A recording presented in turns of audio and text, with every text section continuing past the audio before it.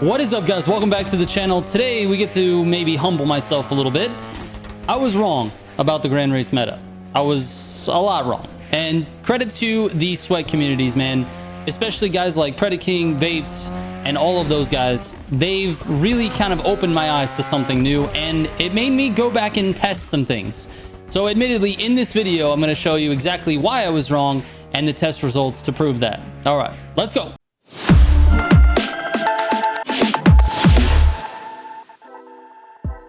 All right, this was my full meta for Street 2. At the end of this Street section, I kind of just rounded out. I said the RX-7 Red Fury Edition was the best in Street 2, and I was absolutely wrong. I was wrong by a lot. The GTO and the F40, it's a crime to put them in the viable category. They are definitely the best cars in the class, so we can talk about a little bit of each of these cars. And what I did in this video is completely retested the F50, the GTO, and the RX-7. So let's take a look at those. So while I'm talking here, I'm going to show you in the background gameplay the test runs for all three of these cars on Kayusha, and then if I'm still talking, I'll show you the test runs on Groundworks. But I tested on both of my normal test courses, and the RX-7 just struggles with power. I mean, it really doesn't have the same power or the handling of the GTO and the F50. The strengths and weaknesses of the F50 are, I mean, there's not a lot of weakness. The car handles really, really well. It's probably the best handling car in the class, especially when you get it into high-speed turn situations. That car keeps up way more speed than any other car in the class in basically every corner. So that's a car you can lean on basically in every scenario in the Grand Race.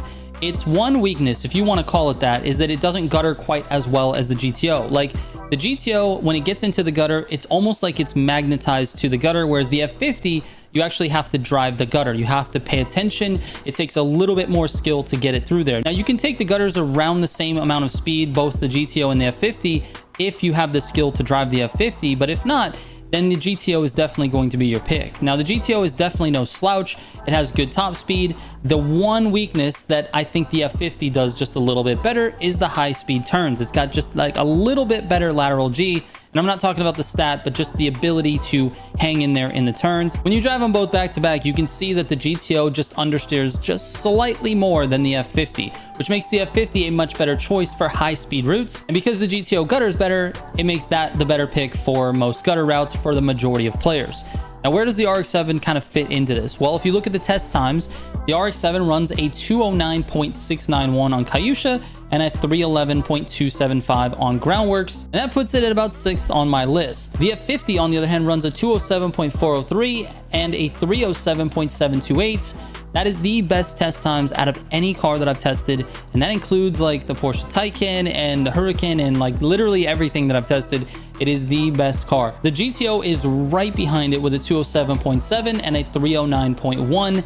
And that is the difference in these cars. If you look at this, the F50 and the GTO are almost tied when it comes to Kayusha, which has a lot of gutters, has a lot of like mid acceleration. The race is going to be heavily influenced by your NOS power, so those cars are neck and neck when it comes to that scenario. But if you put the cars side by side on Groundworks, which is mostly just high speed turns, you've got the F50 with a 1.5 second advantage over the GTO. And that's really where the difference is. So like I said, I would put both of these cars right up there next to each other, and that's in fact what I'm going to do. But my personal opinion is that the F50 is going to be the better pick in most scenarios, and that's provided that you can drive it in the gutter. Like I said, its one weakness is that gutter ability. It has the ability, but you got to be able to drive it through there. You can't just throw it into the gutter and hope the gutter magnetizes the car, because it's just not going to happen with the F50, and it does happen with the GTO. So maybe that's where you pick your car. You pick it based on your preference and what you like to drive, and basically if you're skilled enough to drive that F50 in the gutters. If you are, the F50 is going to be the best pick. As for the RX-7, like I said, it just doesn't test as well. Not only does it not test as well, but it doesn't perform as well in the Grand Races. So once again, I really want to thank the competitive community for sort of bringing this to my attention.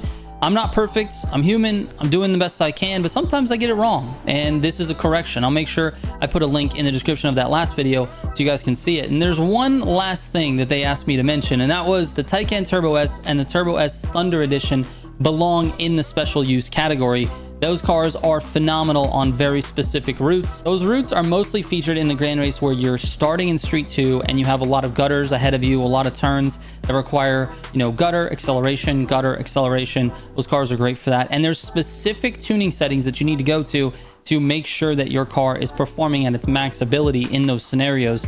Now, the car is not going to have anything for top speed, but anyways, check out my tune on that when you get a chance. It's militiagamingco.com.